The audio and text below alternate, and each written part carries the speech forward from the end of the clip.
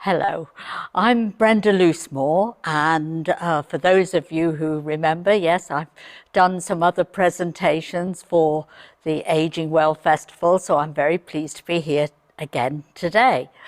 I thought I'd do a few little bits of my presentation that I've done for various groups called Is Devon Funny?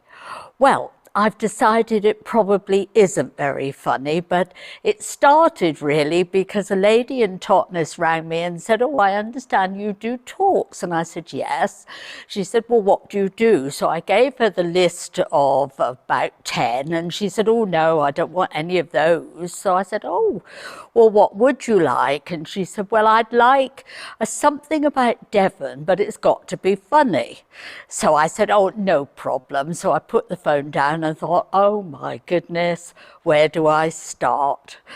Well, and I'll share with you a few of the bits and pieces that I did find. But first of all, I thought, well, my name is Loosemore, and it's evidently is a Devon name. So when I married Mr. Loosemore in 1963, of course, I thought I was marrying into aristocracy. Wrong.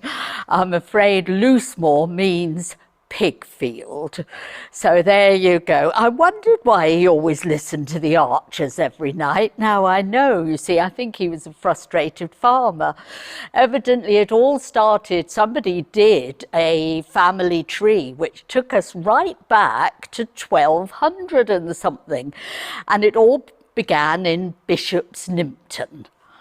Anybody been to Bishop's Nympton? I haven't, but you know, I understand it's in mid-Devon somewhere. Anyway, so then I decided, well, let's have a little think of famous people who have got something to do with Torquay. Well, of course, we've got Agatha Christie. Not many laughs there. Sir Walter Raleigh. No, I'm afraid he had his head chopped off, so not very funny either. Sir Francis Drake. No. So I found a couple of people who were born in Devonport, Plymouth. I thought, oh, that's good. Scott of the Antarctic. No, not many laughs there either.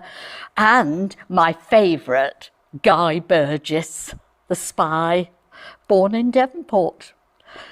Not funny at all. But anyway, in Torquay, of course, we've got Fawlty Towers. Well, we had Fawlty Towers, but as you know, it's been knocked down, the actual hotel, Glen Eagles Hotel it was called. Now it's flats for Churchill.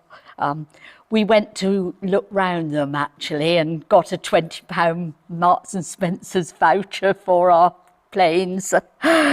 We won't be buying there. And then we have Peter Cook, who was born in Torquay. Now, he was funny. And Miranda Hart was born in Torquay. Oh, and famous people have lived here, like Larry Grayson. Yeah, shut that door. And the Crankies. Yeah, so I think they're quite funny.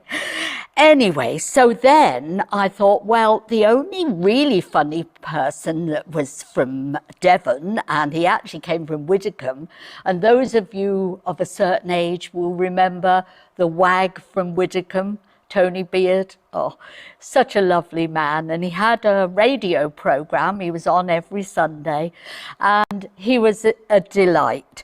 Unfortunately, no longer with us, but he was funny.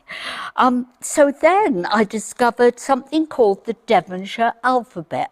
So I thought, well, you know, I'd give that a go. If you haven't heard it before, it was actually published on Radio Devon, BBC Radio Devon, and it was so popular that lots of people rang in and wanted a copy. Oh, by the way, please excuse the accent. I'm not actually a Devonian. I know, I've got to admit it. I've only lived in Torquay for a lot of years. I was actually brought here when I was 2 months old, and I've lived here ever since.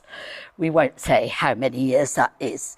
So this is the Devonshire alphabet. A is for apple, red as a rose. B is for bull, with a ring through his nose.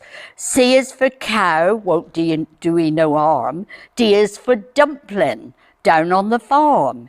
E is for evening, at the end of the day. F is for frolics with the maids in the A. G is for grandfer with his old bandy legs. H is for hens laying their eggs. I is for ivy round the old cottage door. J is for junket, do we want any more? K is for kitchen, where us keeps all the grub. L is for landlord at the old village pub.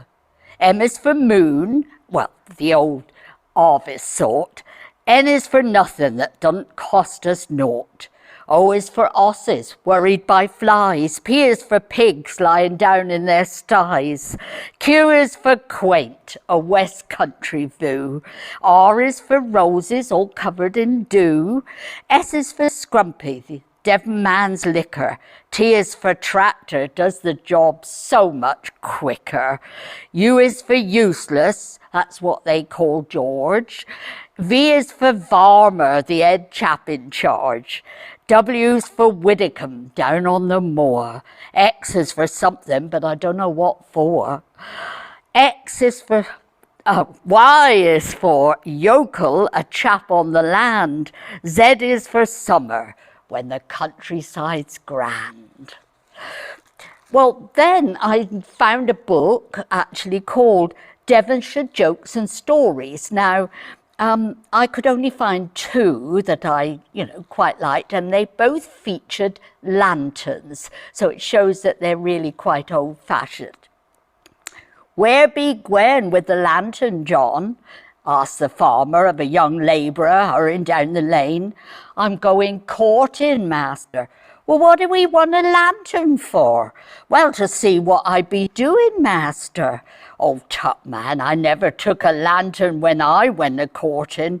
"No, that's what I thought, master, when I first seed your missus." And the second one about a lantern. A young man was walking down the lane at night with a young lady, and he was carrying a sucking pig under one arm and a lantern in the other, and the young lady started to cry, but not very loudly, and the young man said to her, "Yer, what be making all that noise for?" And the girl said, "Well, I be fright you going to take advantage of me." He said, "How can I take advantage of ye?" "Well," she said, "you might start kissing and cuddling me."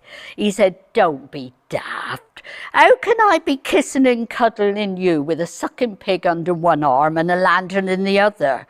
"Well," she said, "I could hold the lantern for you." So that was Devonshire Jokes and Stories. Lots of famous writers have come here, of course. Rudyard Kipling stayed in Torquay. He didn't like it much. He said, "Oh Lord, the ponderous wealthy society, Torquay is such a place as I do desire to upset by dancing through it wearing nothing but my spectacles." Don't know whether he actually did that, but he lived in a place called Rock House up Maidencombe, which is quite a spooky place. He always felt it was very depressing sort of building. So, and we have, of course, Agatha Christie. Not many laughs in her work, I don't think. Arthur Conan Doyle, Dartmoor, Charles Dickens. His parents had a cottage in Exeter. He brought his father to keep him away from spending money, because unfortunately his father did end up in the debtor's prison. But at least Charles Dickens did have some comedy along the way. John Keats lived in Teignmouth. He didn't like Devon much either, but, they say that there's a blue plaque put on one of the houses. Somebody told me it was on the wrong house. It should have been on the other side of the road. But we also had Oscar Wilde here, of course. And the other funny writer, for those that remember him, is Jan Stewart. He wrote a lot of comedy books, all in dialect. A very nice local lady, actually gave me a set of his books. It's like reading a foreign language because it's all in dialect. And so, you know, I couldn't actually finish that. But what I will do by finishing it is I'll just tell you a little story about a Devon bride-to-be. Now, she is an 80-year-old lady and she's marrying for the 4th time. And she was asked what her husbands had done for a living. And she said, well, my first husband was a banker, and then I married a circus master. Oh, and next was a vicar, and now I'm just about to marry a funeral director. When asked why the 4 had had such varied careers, she said, well, I married 1 for the money, 2 for the show, 3 to get ready, and 4 to go. Thank you.